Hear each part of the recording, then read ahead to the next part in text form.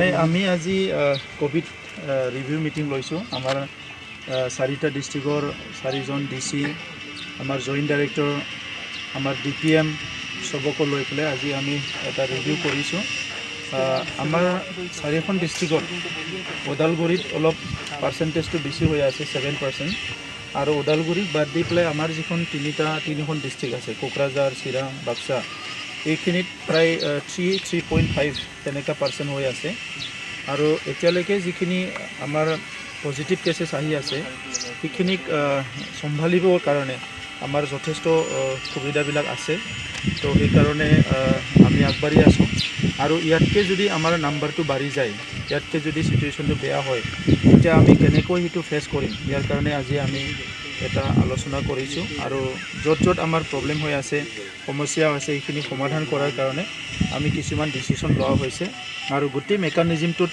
আমি অলপ মানে সাল সলনি কৰিছোঁ যিটো কৰিলে পাব্লিকৰ ভাল হয় যিটো কৰিলে আমাৰ চৰকাৰী পক্ষই কামটো ভালকৈ কৰিব পাৰে এতিয়া কথা হৈছে ৰাইজে কোঅপাৰেট কৰিব লাগিব বহুতখিনি ডিষ্ট্ৰিক্টত পজিটিভ কেছ পাইছে কিন্তু ইনষ্টিটিউচনেল আইচলেশ্যনত আহিব বিচৰা নাই ঘৰতে থাকিব বিচাৰে এতিয়া এই কোভিডটো হৈছে কি আপুনি অকল নিজৰটো চালে নহ'ব আপোনাৰ হোৱা মানে আপোনাৰ পৰিয়ালটোৰ কাৰণে ডেঞ্জাৰ আপোনাৰ সমাজখনৰ কাৰণে ডেঞ্জাৰ গতিকে আপুনি এই হিউমেনিটিটো যিটো মানৱতা সেইটো ৰাখিব লাগিব আৰু সেইকাৰণে কাৰোবাৰ জ্বৰ হৈছে কাৰোবাৰ অলপ অসুবিধা পাইছে সি তাৎক্ষণিকভাৱে নিজে গৈ পেলাই অলপ হস্পিটেলত টেষ্ট কৰোৱাটো ভাল সি মানে লুকাই ফুৰিব নালাগে কাৰণ আপুনি লুকাই ফুৰি পেলাই আপোনাৰ বেমাৰটো বাঢ়ি যোৱা মানে আপোনাৰ মা দেউতা ঘৰৰ চবৰ কাৰণে এইটো ডেঞ্জাৰ হয় তো সেইকাৰণে আজিলৈকে যিখিনি কোঅপাৰেশ্যন কৰি আছে মই ধন্যবাদ জনাইছোঁ আৰু সেইকাৰণে আজি যিবিলাক পজিটিভ হৈছে সেইসকলো লাহে লাহেকৈ চব নেগেটিভ হৈ গৈছে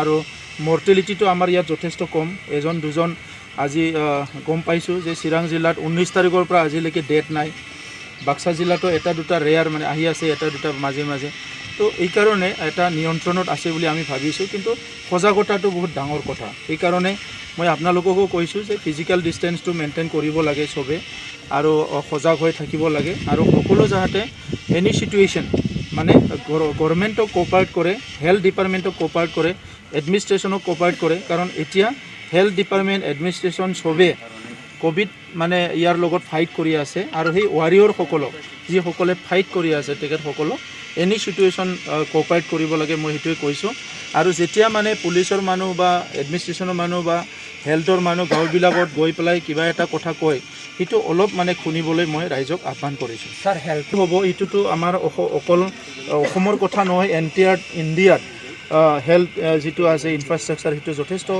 প্ৰব্লেম আছে কিন্তু লাহে লাহে বহুত ৰাজ্যত ভাল হৈ আহিছে আৰু এতিয়া কোভিড চিটুৱেশ্যনত লাষ্ট 1 ইয়াৰ প্ৰত্যেকটো ৰাজ্যই চেষ্টা কৰিছে কি ICU আনিব লাগে ভাল হস্পিটেল বনাব লাগে তো এতিয়া লাহে লাহে ভাল হৈ আহিছে নিশ্চয় আমাৰ ইয়াতো ভাল হ'ব বহুত বছৰ নেগলেক্টেড হৈ আছিলে এতিয়া লাহে লাহেকৈ আমাৰ অঞ্চলতো ICU হস্পিটেল মছলপুৰত হ'বলৈ গৈ আছে 2 এদিনত সেইটোতো বহুত ডাঙৰ কথা তো তেনেকৈ কোকৰাঝাৰত ICU হস্পিটেল হৈ গ'ল চিৰাঙত ICU হস্পিটেল হৈ আছে ওদালগুৰিত মানে ICU হস্পিটেল হৈ আছে আৰু আমি সেইটোকে কৈছিলোঁ কি আমাৰ প্ৰত্যেকটো যিটো সাব ডিভিজন ইয়াত এখন ICU থকা হস্পিটেল থাকিব লাগিব য'ত কোভিড নহ'লেও নৰ্মেল চিটুৱেশ্যনত আমি কিছুমান পেচেণ্ট য'ত মানে আপোনাৰ চাৰ্জাৰীৰ দৰকাৰ হয় যিটো নেকি ডাঙৰ চাৰ্জাৰী নহয় সৰু চাৰ্জাৰী সেইবিলাক আমাৰ লোকেল লেভেলতে কৰিব পাৰে তেনেকুৱা হস্পিটেলবিলাক আমি কৰিব লাগে এই কথাখিনি লৈ পেলাই আমি চৰ্চা কৰি আছোঁ আৰু আমি এই সময়ত ধন্যবাদ দিব লাগিব অসমৰ বৰ্তমানৰ মুখ্যমন্ত্ৰী আগৰ যিটো হেল্থ মিনিষ্টাৰ তেখেতে ইয়াৰ ওপৰত খুব চিৰিয়াছলি কাম কৰি আছে আৰু আজি আমাৰ ৰাজ্যখনত কোনো অক্সিজেনৰ কমি নাই মেডিচিনৰ কমি নাই কিন্তু ভেকচিনটো অল অভাৰ ইণ্ডিয়া কমি হৈ আছে অলপ তো সেইটোও হয়তো কম সময়ৰ ভিতৰত লাহেকৈ এইটো মিট কৰিব গতিকে মই সকলোকে ধন্যবাদ জনাইছোঁ এইটোৰ সময়ত কোনোবা তেনেকুৱা দায়িত্বশীল কোনোবা ডক্টৰে হওক কোনোবাই হওক যদি ডিউটি কৰা নাই ইয়াতকেতো আৰু লাজৰ কথা একো নাই দুখৰ কথা একো নাই চ' মই আহ্বান কৰিছোঁ এইটো ডক্টৰে হওক যোনে নহওক কিয় নট অনলি কোভিড এনি দায়িত্ব ৰেছপনচিবিলিটি যিটো দিয়া হৈছে তো এইটোৰ কাৰণে যিহেতু আপুনি দৰমহা পায় এইটোৰ কাৰণে আপুনি কামটো কৰিবলৈ আহিছে তো দায়িত্বটো পালন কৰিবলৈ মই আহ্বান কৰিছোঁ আৰু তেনেকুৱা যদি কেছ আছে আপোনালোকেও হাইলাইট কৰক আমিও লিখিম ওপৰ মহলত একশ্যন লওক কোনোবাই যদি নেগলেক্ট কৰিছে ডিউটিটো আমিও ওপৰত একশ্যন ল'বৰ কাৰণে আমিও লিখিম আমিতো 40টা সমষ্টিৰ কাৰণে কাম কৰিম ইয়াত BPF কিবা কিবি বুলি নাই আমি 40টা সমষ্টিৰ কাম কৰিম কাৰণ বিটিআৰ অঞ্চলৰ 35 লাখ জনসাধাৰণ আমাৰ জনসাধাৰণ আমি তেখেতসকলৰ প্ৰতিনিধি হয়। তো সেইকাৰণে DPFে সদনত আহে নাহে কোনোবা আহে নাই ইয়াৰ লগত কথাই নাই। আমাৰ যিখিনি আছে 31 জন সেই 31 জনে 40 জনৰ কাৰণে কাম কৰিব। আজি তেখেতসকলৰ যদি ৰাইজৰ প্ৰতি কোনো ৰেচপেক্ট নাই, যিসকলে ভোট দি তেখেতসকলক পঠালে ভোটটো লৈ উঠি যদি আজি মইমতালি কৰি থাকে, নিজৰ মতে কাম কৰে, কাউন্সিলত আহি যদি বহি পেলাই আলোচনা কৰিব নোৱাৰে ৰাইজৰ স্বাৰ্থত, সেইটো আৰু কি ৰাজনীতি কৰিব। গতিকে যোৱা 17 বছৰে তেখেতসকলে পাৱাৰত থকাৰ কাৰণে আহিল, আজি পাৱাৰত নাথাকাৰ কাৰণে যে সদনত নাহিব সেইটোতো কথা হ'ব নোৱাৰে। পলিটিক্স কৰিলে আপুনি পাৱাৰতো থাকিব লাগিব, বিৰোধীতো থাকিব লাগিব, কাৰণ টাৰ্গেটটো হ'ল আপোনাৰ ৰাইজক কেনেকৈ সুবিধা দিব পাৰে। এতিয়া এনেকৈ কোভিডৰ চিটুৱেশ্যনত আমি বহুতখিনি আঁচনি লৈছোঁ, ৰাইজৰ কাৰণে কাম কৰিব লৈছোঁ, তেখেতসকলে অৱগতই নহয়। তো তেনেহ'লে এনেকুৱা পলিটিচিয়ানবিলাকৰ পৰা ৰাইজৰ কি লাভ হ'ব। তো এইবিলাক ৰাইজে আজি সজাগ হ'ব লাগে, মই সেইটোকে আহ্বান কৰিছোঁ। পলিটিক্স কৰিব আছে ৰাইজৰ স্বাৰ্থত, সমাজৰ স্বাৰ্থত। গতিকে আপুনি এনেকুৱা চিটুৱেশ্যনত যদি নিজে লুকাই থাকে, ছাইডত থাকে, সদনতে নাহে, সেইটো কেনেকৈ হ'ব। আমি গভৰ্ণৰ মহোদয়ক লিখিম যে তেখেতসকলে একেবাৰে 4 বাৰ সদনলৈ অহা নাই, ইয়াৰ পিছত কি ব্যৱস্থা লয় ইয়াৰ ওপৰত আমি গভৰ্ণৰলৈ চিঠি লিখিম।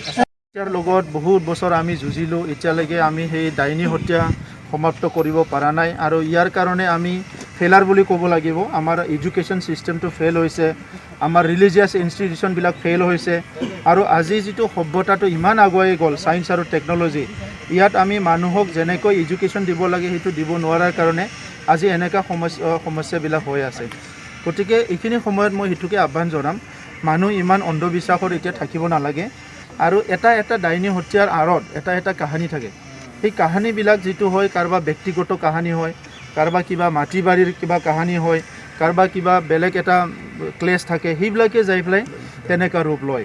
তো আমি এতিয়ালৈকে মই বহুত কেছ ষ্টাডি কৰিলোঁ, আৰু সেই কেছবিলাকত যিটো পাইছোঁ মই যে ইয়াত কোনো ডাইনী ডাইনা বুলি কথা নাই। এনেকুৱা যদি থাকিলে হয়, আজি সেইটো নিজে মানে সমস্যাবিলাক সমাধান কৰি ল'ব পাৰিলে হয়, নিজৰ ঘৰতে বেংক বনাই ল'ব পাৰিলে হয়, নিজৰ ঘৰতে ডাঙৰ ডাঙৰ গাড়ী বনাই ল'ব পাৰিলে হয়। তো আজি যিবিলাক ডাইনী বুলি হত্যা কৰিছে তাৰ পৰিয়ালটো চাওকচোন, বহুত বেয়া অৱস্থা। যদি ইমান কেপাচিটি থকা মানুহ হয় এইটো চব কৰি ল'লে হয়। তো আজি সেইটো যিটো অন্ধবিশ্বাস সেইটোৱে মানে সমাজত বহুত মানে প্ৰব্লেম কৰিছে। মই আহ্বান কৰিছোঁ যে আপোনালোকে কিবা এটা পাইছে পুলিচক গতাই দিয়ক, কেছ দিয়ক, ইয়াৰ ওপৰত মানে বহুত আজি কি আছে ব্যৱস্থা ল'ব। সমাজত মানে কোনোবা যদি এণ্টি ছ'চিয়েল কাম কৰিছে ইয়াৰ কাৰণে আইন আছে, কিন্তু আইনটো কিয় হাতত তুলি ল'ব লাগে। ডাইনী হত্যা মানে কি, এইটো মাৰ্ডাৰ হয়। মানুহক মাৰাটোৱে ডাইনী হত্যা। ডাইনী বুলিতো কিবা হাৱাৰ আপুনি গছক নামাৰে নহয়, মানুহে মাৰে। মানুহ মাৰা মানে মাৰ্ডাৰ। চ' আপোনাৰ মাৰ্ডাৰ কৰাৰ কোনো অধিকাৰ নাই। আপোনাৰ কিবা সন্দেহ হৈছে কাৰোবাৰ ওপৰত, সি বেয়া মানুহ হয়, কিবা যাদু মন্ত্ৰ কৰিছে, পুলিচক কওক, আপুনি প্ৰশাসনক কওক।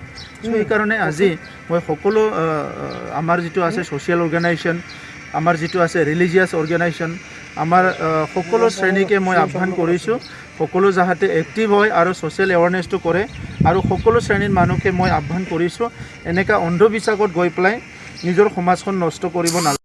শ্ৰদ্ধাৰ আমাৰ মাজেন্দ্ৰ নাৰ্জাৰী ডাঙৰীয়া আজি স্বৰ্গবাসী হ'ল। তেখেতে গোসাইগাঁও সমষ্টিৰ বিধায়ক আছিলে।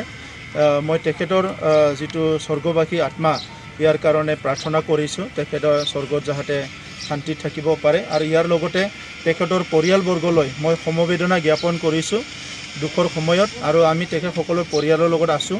আজি আমাৰ মন্ত্ৰী UG ব্ৰহ্ম ডাঙৰীয়া ভিজিট কৰিছে। মই যোৱাকালি নিজে তেখেতক হস্পিটেলত যাই ভিজিট কৰিছোঁ। সেই সময়ত তেখেতৰ ষ্ট্ৰ'ক হৈ আছিলে, আৰু ডক্টৰে কোৱাৰ পিছত আমি ভিজিট কৰিছোঁ। মুখ্যমন্ত্ৰী ডাঙৰীয়া ভিজিট কৰিছে, আৰু তেখেতৰ যিটো ক্ৰিমিশ্যন হ'ব তাত আমাৰ MLA সকল থাকিব। চ' আমি তেখেতৰ প্ৰতি সম্পূৰ্ণ এটা শ্ৰদ্ধাঞ্জলি জনাইছোঁ, আৰু সেইটো আমাৰ কাৰণে বড়োলেণ্ডবাসীৰ কাৰণে, অসমৰ কাৰণে এটা ক্ষতি হ'ল যে তেখেতে এটা যথেষ্ট এক্টিভ এজন ব্যক্তি আছিলে। সেইকাৰণে আমাৰ কাৰণে, চবৰ কাৰণে এইটো এটা ডাঙৰ ক্ষতি হ'ল। জনজননী হোৱাৰ সম্ভাৱনাটো ক'ব নোৱাৰোঁ, অস্ত্ৰ যি আছে সেইটো প্ৰমাণ হৈছে। আৰু আমি আগৰ পৰাই কৈ আছোঁ BTRটো অস্ত্ৰমুক্ত হ'ব লাগে। আমাৰ একমাত্ৰ টাৰ্গেটে আছিলে কি BTRটো হিংসা আৰু অস্ত্ৰমুক্ত হ'ব লাগে। এইকাৰণে 2020 চনত চুক্তি হৈ গ'ল। চুক্তি হোৱাৰ পিছত আমি চবেই লাগি আছোঁ, এতিয়া শান্তি প্ৰতিষ্ঠা হ'ব লাগে, শান্তি চিৰস্থায়ী হ'ব লাগে। দুজনমান যুৱকসকলে বন্দুক লৈ সমাজখন আৰু ইনষ্টেবল কৰাটো আমি নিবিচাৰোঁ। তো সেইকাৰণে আজি যোনে নহওক কিয়, আজি বন্দুক লৈ যদি কোনোবা সমাজখন এগেইন এটা কেও চিটুৱেশ্যন কৰিব বিচাৰিছে, সেইটো দুৰ্ভাগ্যজনক কথা।